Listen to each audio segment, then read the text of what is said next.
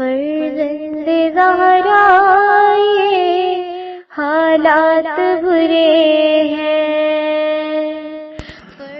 کاشانۂ بصیرت ایک ایسا مکمل یوٹیوب چینل جس پر محروم بصارت کے لیے بالخصوص اور تمام افراد کے لیے بالعموم سینکڑوں کی تعداد میں اسلامی کتب دستیاب ہیں۔ لہذا گزارش ہے کہ آپ اپنی ذمہ داری نبھاتے ہوئے کاشانۂ بصیرت کو سبسکرائب کرنے کے ساتھ ساتھ بیل آئیکن کو پریس کیجیے تاکہ آپ علم کے حصول کے ساتھ ساتھ مذہب اہل بیت کی اشاعت میں بھی اہم کردار ادا کرتے رہیں۔ کاشانۂ بصیرت، کاشانۂ بصیرت، کاشانۂ بصیرت۔ فرزند زہرا یہ حالات برے ہیں۔ بسم اللہ الرحمن الرحیم۔ السلام علیکم۔ یہ کاشانۂ بصیرت یوٹیوب چینل ہے۔ آج ہم آپ کے لیے کتاب ماد ریکارڈ کر رہے ہیں جس کے مصنف شہید محراب آیت اللہ سید عبدالحسین دستِ غیب قدسرا ہیں۔ تو آئیے سنتے ہیں اس کتاب کا پارٹ نمبر 9 پیج نمبر 109 سے۔ اور قدرت اس مظلوم و مقتول کو اجر دے تاکہ تلافی ہو، اور نیز یہ کہ نیکوکاروں کو سزائے خیر اور ظالموں، بدکاروں اور تباہ کاروں کو سزا دے تاکہ اس کا عدل ظاہر ہو۔ سچے لوگوں نے قیامت کے متعلق خبر دی ہے، پیج نمبر 109۔ چونکہ تمام انبیاء علیہ السلام و مرسلین علیہ السلام نے جو مخلوقات عالم میں سب سے زیادہ سچے تھے اور جن کا قول ہم سب کے لیے حجت و دلیل ہے، چنانچہ نبوت کی بحث میں تفصیل کے ساتھ اس کی وضاحت کی جا چکی ہے، ان سب سچوں نے قیامت کے آنے کی خبر دی ہے، اور دنیا کے ہر مذہب و ملت کے دین دار افراد دوبارہ زندہ ہو کر معبود ہونے کے معتقد تھے۔ دراصل دیانت کی بنیاد ہی 2 اصولوں پر ہے، مبعد اور معاد، اور قرآن مجید کی اکثر آیتوں میں جن میں خدا کے بارے میں اعتقاد کی بات کی گئی ہے، ان میں بلا فاصلہ روز جزا پر ایمان لانے کا بھی بیان موجود ہے، اور تمام مذاہب و ادیان ان 2 اصولوں کے بارے میں متفق ہیں، یعنی سب کے سب مبعد اور معاد کے معتقد ہیں۔ مختصر یہ کہ 1-2 نہیں بلکہ ہزاروں سچے مخبرین نے روز جزا کے آنے کی خبر دی ہے۔ پس باحکم تواتر عقل کا یہ فیصلہ ہے کہ اس امر کو حتمی طور پر قبول کرنا چاہیے کہ ایسا دن ضرور آئے گا۔ قیامت قائم ہونے کی بہترین دلیل اس کا امکان وقوع ہے، پیج نمبر 109۔ جیسا کہ پہلے بیان کیا گیا ہے کہ مسئلہ معاد محال عقلی نہیں ہے، اور جس وقت عقل اس کے متعلق غور و فکر کرتی ہے تو یہی فیصلہ کرتی ہے کہ قیامت ایک امر ممکن ہے۔ علاوہ اس کے کہ جمیع مخبرین صادقین یعنی 1,24,000 انبیاء علیہ السلام و مرسلین علیہ السلام اور ان کے اوصیاء علیہ السلام نے خبر دی ہے، جن میں سے ہر ایک کی تنہا ذات اور اس کی خبر ہی عقل سلیم کو قبول کر لینے کے لیے کافی ہے۔ بعض بے خبر افراد نے اس مسئلے میں یہ شبہات پیدا کرنے کی کوشش کی ہے۔ وہ کہتے ہیں معدوم چیز کا پلٹ کر آنا ناممکن ہے، یعنی یہ کیسے ممکن ہے کہ جو چیز نیست و نابود ہو چکی ہے وہ دوبارہ کچھ ہو جائے، لیکن اس امر پر کسی قسم کی کوئی دلیل ان کے پاس نہیں ہے۔ لے دے کہ ان کے پاس ایک لفظ ضرورت ہے جس کا وہ سہارا لیتے اور کہتے ہیں کہ ہماری دلیل اس مسئلے کا ضروری بدہی اور واضح ہونا ہے۔ بالفرض اگر کوئی شخص کوئی معقول دلیل بھی پیش کر سکتا ہے تو کرے، ہمارا جواب پہلے ہی پیش کیا جا چکا ہے۔ قیامت میں اعدائے معدوم نہیں ہے، پیج نمبر 110۔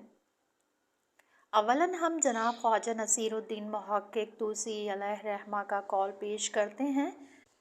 خواجہ علیہ رحمہ فرماتے ہیں قیامت میں معدوم شے کا پلٹانا نہیں ہے بلکہ متفرق اجزاء کا یکجا جمع کرنا ہے۔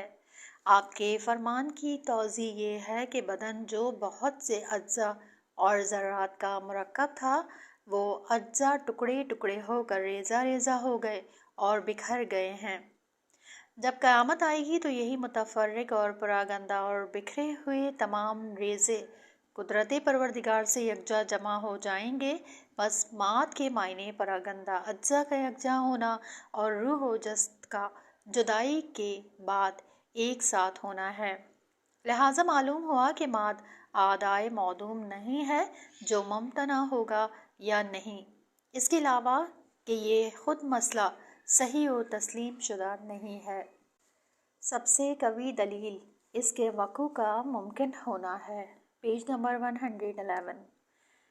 ثانیاً یہ کہ کسی وجود کے لیے اس کے مثل کے وقوع کا ممکن ہونا بہترین و بزرگ ترین دلیل ہے۔ ہر انسان اگر اپنے بدن کی حالت اولیہ پر غور و فکر کرے تو اسے یہ معلوم ہوگا کہ ابتدا میں بے شمار متفرق ذرے، جن میں کچھ خاک کا جزو تھے، کچھ آب و ہوا میں ملے ہوئے تھے، یہ سب قدرت قاہرہ الہی سے یکجا جمع ہوئے اور مختلف شکل و صورتوں میں، مثلاً غذائی اجناس و اشیاء، سبزیوں، دالوں اور بیجوں، پھلوں اور حیوانات کی شکلوں میں ظاہر ہوئے، اور یہ سب شخص کے باپ کے حلق سے نیچے اتر کر اس کے معدے میں وارد ہوئے اور دوسری مرتبہ باپ کے تمام اجزائے بدن میں متفرق ہو گئے۔ اس کے بعد ہم ہیجان شہوت کے وقت ہضم شدہ غذا کا خلاصہ و جوہر، جو متفرق ذرات و رطوبات سے بنا تھا، تمام اجزائے بدن سے کھینچ کر باپ کی سلب سے اوعیۂ منی کی راہ سے خارج ہوا اور رحم مادر میں مستقر ہو گیا۔ یہی وجہ ہے کہ جنابت کے بعد واجب ہے کہ تمام بدن کو غسل دیا جائے، کیونکہ نطفے کے ذرات تمام بدن سے کھنچتے ہیں۔ خلاصہ یہ کہ ہر بدن ابتدا میں 2 مرتبہ متفرق اجزا کی شکل میں رہ چکا ہے، جنہیں دستے قدرت نے جمع کیا، اولاً خاک و آب و ہوا کے دل میں، پھر دوبارہ باپ کے جسم کے اجزا میں متفرق رہا، تیسری بار بھی جمع فرمائے گا۔ Page number 111۔ اس 2 مرتبہ کے تفرق کو اجتماع کے دیکھنے اور جاننے کے بعد کیا قبر میں تیسری بار جسم کے بوسیدہ ہونے کے اور بدن کے ذرات کے متفرق ہو جانے کے بعد ان ذرات کے تیسری بار جمع ہونے اور بدن بننے میں کوئی تعجب و استبعاد ہے؟ تم کو دنیاوی اولی خلقت اور پہلی پیدائش کی کیفیت معلوم ہو گئی تو پھر کیوں نہیں یاد کرتے؟ یعنی اے انسان، تو خاک تھا، ہمارے دستے قدرت نے تجھے جمع کیا، یعنی غذائے مادی کی شکل میں تو باپ کے بدن کا جزو بنا، پھر ہم نے باپ کے اطراف بدن میں متفرق ہونے کے بعد تجھے دوبارہ جمع کیا، یعنی باپ کے نطفے کی شکل میں خارج کر کے رحم مادر میں مستقر کیا۔ اس تفرقہ اور اجتماع کو تو دنیا میں دیکھ چکا، اب اس کے بعد اس امر پر تعجب کیوں کرتا ہے کہ تیسری بار تیرے اجزا کے اطراف عالم میں متفرق ہونے کے بعد ہم ان اجزا کو تیسری بار بھی جمع کر دیں گے۔ دنیا میں مردوں کا زندہ ہونا، پیج نمبر 112۔ اسی دنیا میں مر جانے کے بعد زندہ ہونے کے کتنے اتفاقات رونما ہوتے ہیں۔ نباتی زندگی ہی کو دیکھیں، موسم بہار میں آپ دیکھتے ہیں کہ درخت مر جانے اور خشک ہو جانے کے بعد دوبارہ تازہ روح و جان پاتے ہیں۔ زمین جو مردہ ہو جاتی ہے اس کے بعد نئی زندگی پاتی ہے۔ کئی بار ایسا اتفاق ہوا ہے کہ خود انسان مرنے کے بعد زندہ ہو گیا۔ حضرت عیسیٰ علیہ السلام کے ہاتھوں مردوں کے زندہ ہونے، اسی طرح ائمہ طاہرین علیہ السلام کے ذریعے احیائے موتیٰ کے اتفاقات اکثر پیش آ چکے ہیں، جن میں سے بعض واقعات اخبارات و احادیث کی کتابوں میں مندرج ہیں۔ مردوں کے زندہ ہونے کی 2 واقعات ہم قرآن مجید سے پیش کرتے ہیں۔ حضرت عزیر علیہ السلام 100 سال تک مردہ رہے، پیج نمبر 112۔ خداوند عالم نے سورہ بقرہ آیت نمبر 359 میں حضرت عزیر کی داستان بیان فرمائی ہے۔ ان آیات کا خلاصہ، شان نزول اور تفسیر یہ ہے کہ حضرت عزیر علیہ السلام انبیاء بنی اسرائیل میں سے ایک اور پوری توریت کے حافظ تھے اور بیت المقدس میں یہودیوں کے معلم اور پیشوا تھے۔ ایک دفعہ اپنی سواری ہمار پر سفر کر رہے تھے، تھوڑی سی روٹی اور انگور ساتھ میں رکھ لیے تھے۔ چلتے چلتے ایک گاؤں میں پہنچے جس کے سب باشندے برسوں پہلے ہلاک ہو چکے تھے، اور سوائے ان کی بوسیدہ ہڈیوں کے ان کا کوئی اور نشان باقی نہیں تھا۔ حضرت عزیر علیہ السلام نے حیرت و تعجب کے ساتھ ایک نگاہ ان بوسیدہ ہڈیوں پر ڈالی اور کہا، خدا ان بوسیدہ اور ریزہ ہڈیوں کو کیوں کر دوبارہ زندہ فرمائے گا؟ حضرت عزیر علیہ السلام کا یہ استفہام صرف حیرت و استعجاب کے طور پر تھا، نہ کہ معاذ اللہ آپ منکر قیامت و حشر و نشر ہو گئے ہوں۔ خداوند عالم نے اس غرض سے کہ حصصاً و عیناً آپ کو سمجھا دے کہ قیامت تمہاری نظر میں تعجب خیز اور حیرت انگیز ہو سکتی ہے، لیکن خداوند متعال و قادر مطلق کے لیے کوئی چیز اہم نہیں ہے۔ بس وہیں آپ پر موت طاری کر دی گئی اور اسی حالت میں آپ 100 سال تک وہیں پڑے رہے۔ آپ کے الاغ یعنی حمار کی ہڈیاں بھی بوسیدہ ہو گئیں۔ البتہ تعجب کی بات ہے کہ انگور اس قدر لطافت کے ساتھ تازہ رہ گئے اور اس کا رنگ تک نہ بدلا۔ 100 سال کے بعد خدا نے حضرت عزیر علیہ السلام کو زندہ فرمایا۔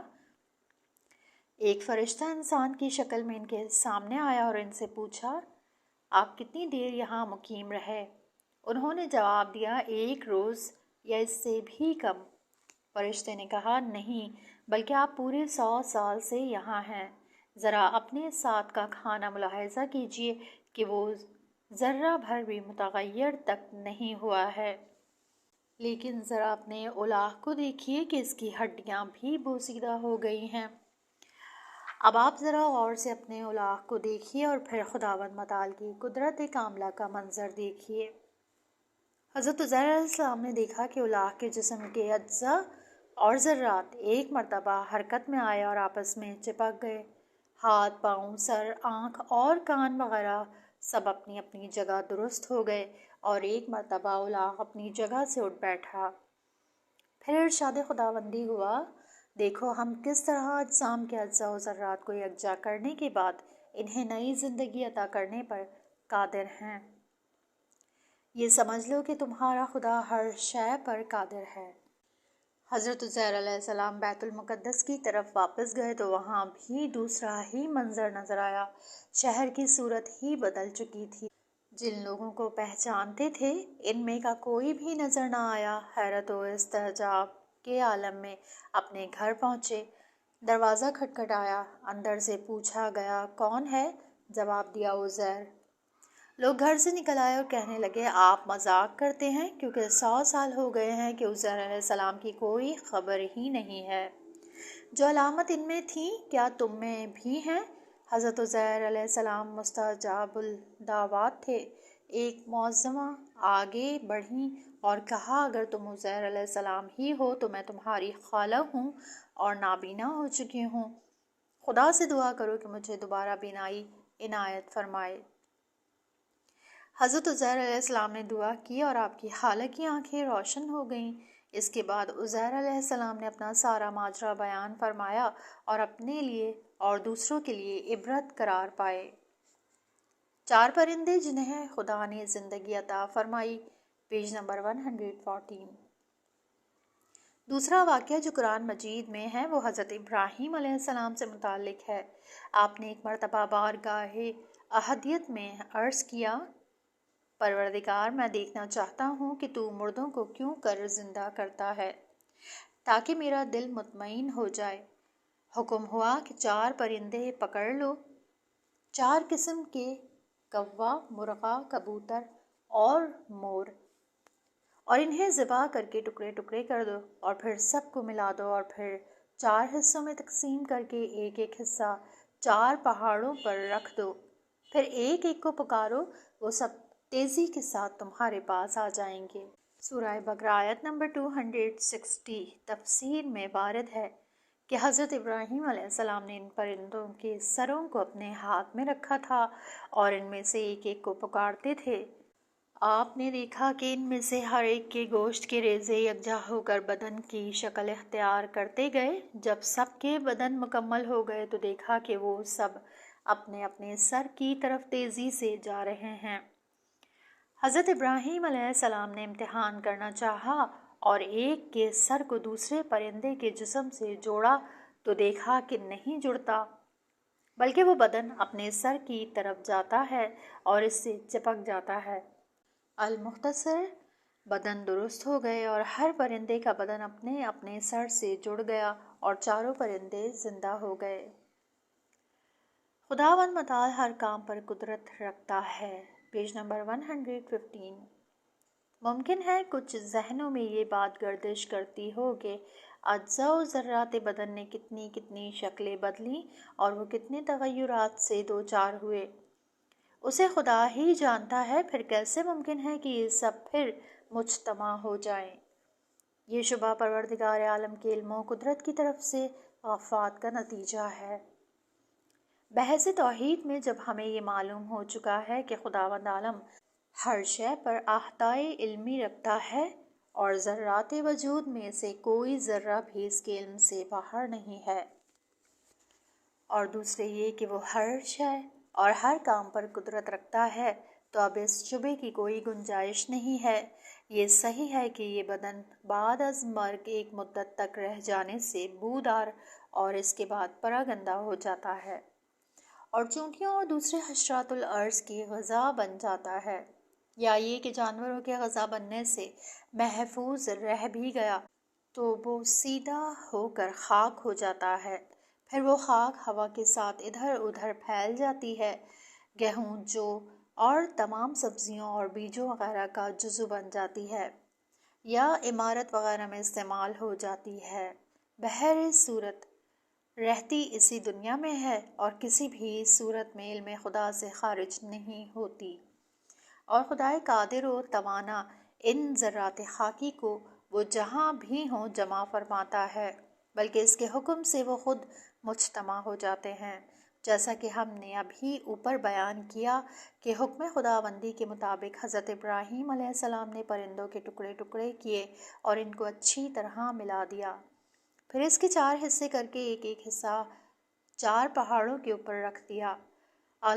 مختصر یہ کہ خداوند عالم تمام اجزاء و ذرات کا عالم ہے، چاہے وہ ہزاروں شکلیں بدل لیں، اسی طرح وہ اس پر بھی قادر ہے کہ انہیں دوبارہ یکجا کر دے اور انہیں ثواب یا عقاب کی منزل تک پہنچائے۔ پروردگار عالم کی قدرت نمائی کے لیے اور اس امر کے اس بات کے لیے کہ وہ ہر کام پر قادر و توانا ہے، چند مختصر شواہد پیش کیے جاتے ہیں۔ نوٹ: یہاں ممکن ہے عاقل دماغول کھانے والا اور کھائی ہوئی چیز کا شبہ جو زمانہ قدیم سے پیدا کیا جاتا رہا ہے ذہنوں میں پیدا ہو۔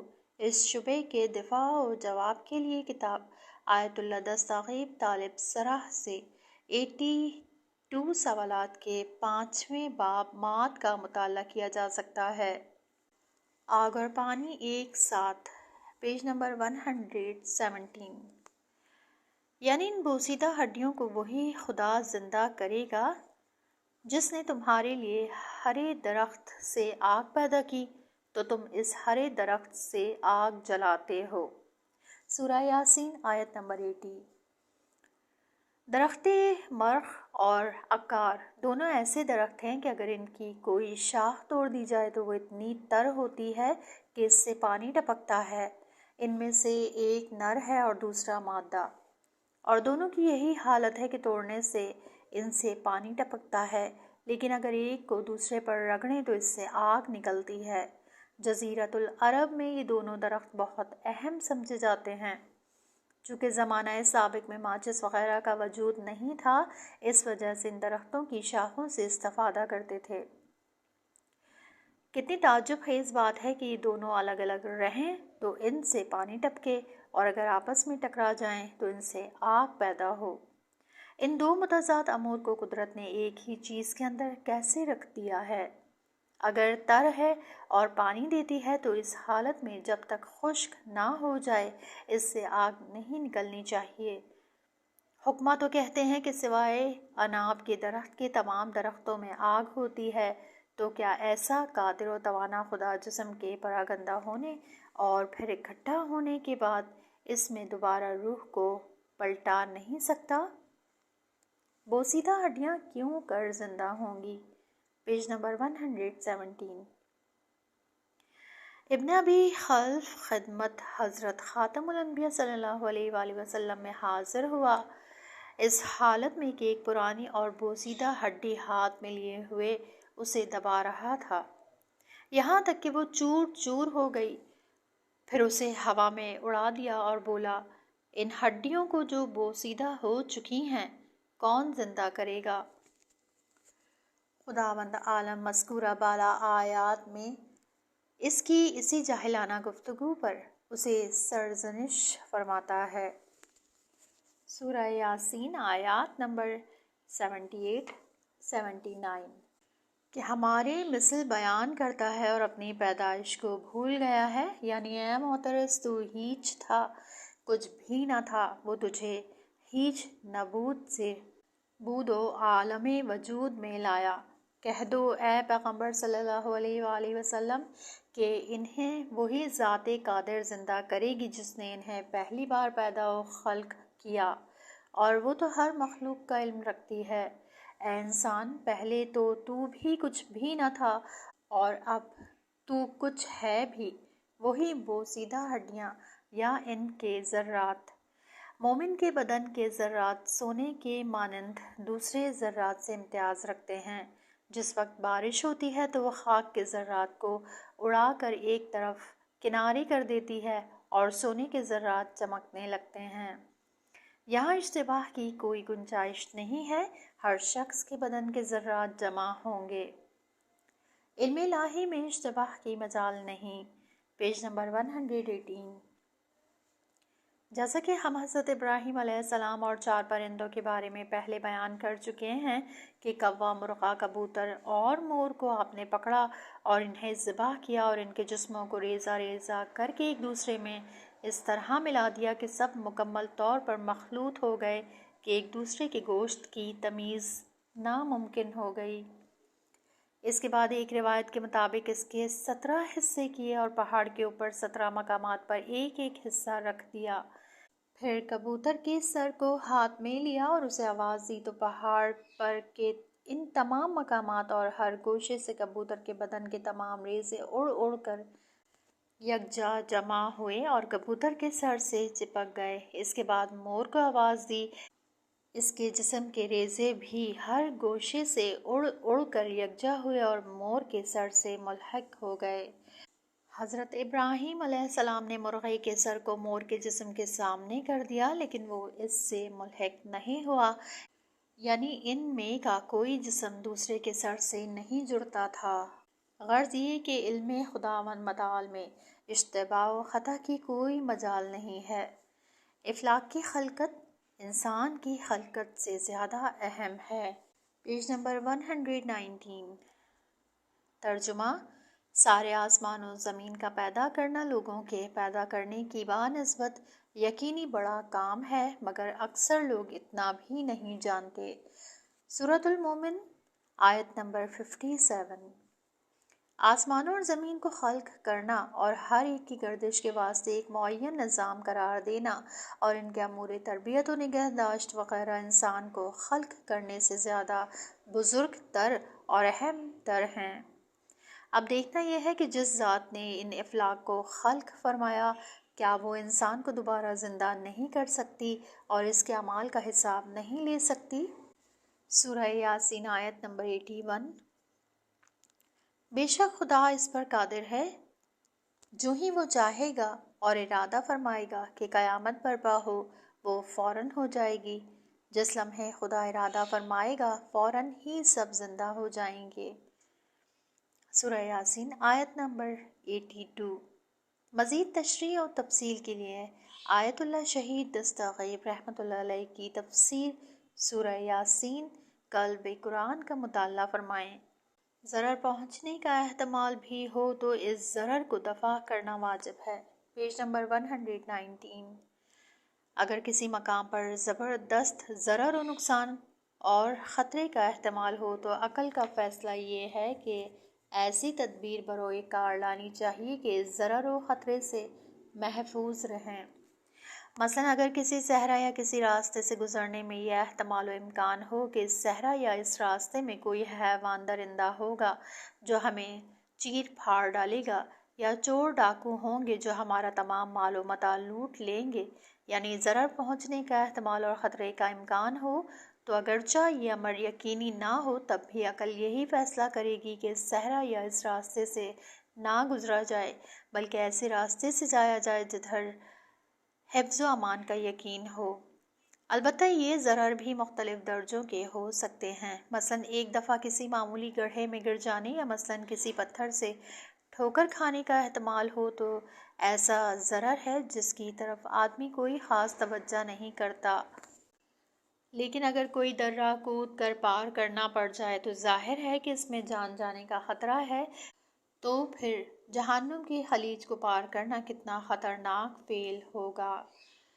لہٰذا اس سے بچنے کی تدبیر کرنا لازم و ضروری ہے، کیونکہ جب ضرر اہم ہو تو اس کا معمولی سا احتمال بھی اس کو دفع کرنے کی تدبیر کرنے کے لیے کافی ہے۔ اس کے لیے ایک مثال پیش خدمت ہے۔ احتمال عقلائی توجہ و اعتنا کے قابل ہوتا ہے۔ اگر کوئی بچہ آپ سے یہ کہے کہ آپ کے کپڑے کے نیچے بچھو ہے اور اوپر کی طرف جا رہا ہے، تو کیا آپ اس سے یہ کہیں گے کہ تم بچے ہو، تم نہیں سمجھتے، تمہاری بات کا اعتبار نہیں، آپ ہرگز ایسا نہیں کریں گے، کیونکہ اہم ضرر ہے بچھو ہے، نہ کہ تن کا۔ آپ فوراً لباس کو اتار کر اس بچھو کو تلاش کریں گے، حالانکہ آپ کو اس بات کا یقین نہیں تھا، بلکہ شاید گمان بھی پیدا نہ ہوا ہو، فقط احتمال تھا، لیکن عقل اس احتمال کو لائق اعتنا سمجھتی ہے۔ یا مثلاً آپ کا کہیں سفر کا ارادہ ہے، کسی نے کہہ دیا کہ راستے میں کہیں پانی نہیں ملے گا، تو احتیاط و عقل کا تقاضا یہ ہے کہ آپ اپنے ساتھ پانی سے بھرا ہوا ظروف رکھیں۔ اب اگر راستے میں کہیں پانی مل گیا تو آپ اپنے ساتھ والے پانی کو گرا دیں گے اور وہ تازہ پانی استعمال کریں گے۔ اس میں آپ کا کوئی نقصان بھی نہیں ہوا اور پیاسا رہنے سے بہرحال محفوظ رہے۔ لیکن اگر یہ سوچ کر کہ یہ خبر تو محتمل ہی نہیں ہے، یقینی تو ہے ہی نہیں، اور اس بنا پر اپنے ساتھ پانی کا ظروف نہیں لیا اور راستے میں واقعی پانی کا قحط ظاہر ہوا، تو پیاسا مرنا پڑے گا اور سوائے حسرت و افسوس کے کچھ ہاتھ نہیں آئے گا۔ تمام انبیاء علیہ السلام و مرسلین علیہ السلام نے قوموں کو خبردار کیا۔ Page number 121۔ اس عقلی قاعدے کو جان لینے کے بعد اب ہم یہ کہتے ہیں کہ 1,24,000 انبیاء علیہ السلام و مرسلین علیہ السلام دنیا میں تشریف لائے اور سب نے یک زبان ہو کر بشر کو خطرے سے آگاہ و متنبہ کیا۔ اے لوگوں، تمہارے تمام اقوال و افعال اور عقائد و اعمال باقاعدہ ضبط تحریر میں آتے ہیں۔ خدا کی طرف سے 2 فرشتے ہر شخص پر معین ہیں، تم جو عمل بھی کرتے ہو، خیر ہو یا شر، وہ دونوں سے لکھ لیتے ہیں۔ آیت سورہ قاف، آیت نمبر 18۔ بالفرض اگر تمہیں قیامت اور روز جزا کا یقین و گمان نہ ہو، تب بھی اگر تمہارے پاس عقل ہے تو وہ تمہیں حکم دے گی کہ احتیاط سے کام لو، اگرچہ تمہیں یقین و گمان میں بھی نہ ہو، مگر کم از کم اس کا احتمال تو دیتے ہو کہ قیامت اور روز جزا آنا ممکن ہے۔ لہٰذا یہی سوچ کر کہ کسی پر ظلم نہ کرو، کسی کے ساتھ زیادتی نہ کرو، کسی کی آبرو ریزی نہ کرو، میں چاہتا ہوں کہ اپنے موروثات کے ضمن میں کچھ موعظہ اور نصیحت کا فرض ادا ہوتا جائے، اور اپنے مقصد کی تائید میں اور معاد پر عقلی دلیل بھی پیش نظر ہوتی جائے، یعنی معاد پر اعتقاد رکھنا احتیاط عقلی کا تقاضا ہے۔ حضرت امام جعفر صادق علیہ السلام کی منکر معاد زندیق سے فرمائش و فہمائش، پیج نمبر 122۔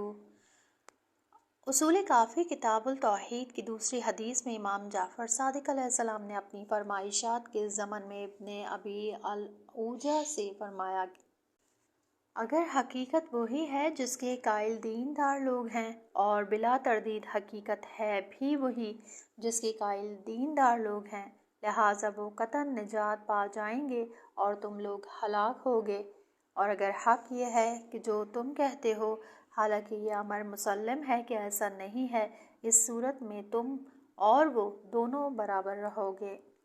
ابن ابی العوجہ نے کہا، کیا ہمارا اور ان کا قول ایک نہیں ہے؟ حضرت علیہ السلام نے فرمایا، کیوں کر ایک ہو سکتا ہے، جبکہ وہ دیندار لوگ اس کے معتقد ہیں کہ قیامت آئے گی اور ثواب و عقاب ہوگا، اور وہ یہ عقیدہ بھی رکھتے ہیں کہ آسمان اپنے رہنے والوں سے معمور ہیں اور تمام آسمان اور زمین کا ایک خالق و پروردگار ہے، اور تم یہ کہتے ہو کہ آسمان ویران ہیں اور کوئی خدا نہیں۔ حدیث کے آخر تک آپ نے ملاحظہ کیا کہ اس حدیث میں حضرت علیہ السلام نے صالحہ عالم کا وجود ثابت کرنے کے لیے دلیل احتیاط سے استدلال فرمایا ہے۔ یہ ہمارا کم سے کم استدلال ہے، ورنہ روز جزا کا تو یقین پیدا کرنا چاہیے۔ تردد یا شک، حتیٰ کہ اس سلسلے میں گمان بھی کافی نہیں ہے۔ یہاں اس کتاب کا یہ پارٹ ختم ہوا، اگلے حصے میں نیکسٹ پارٹ سنیں گے۔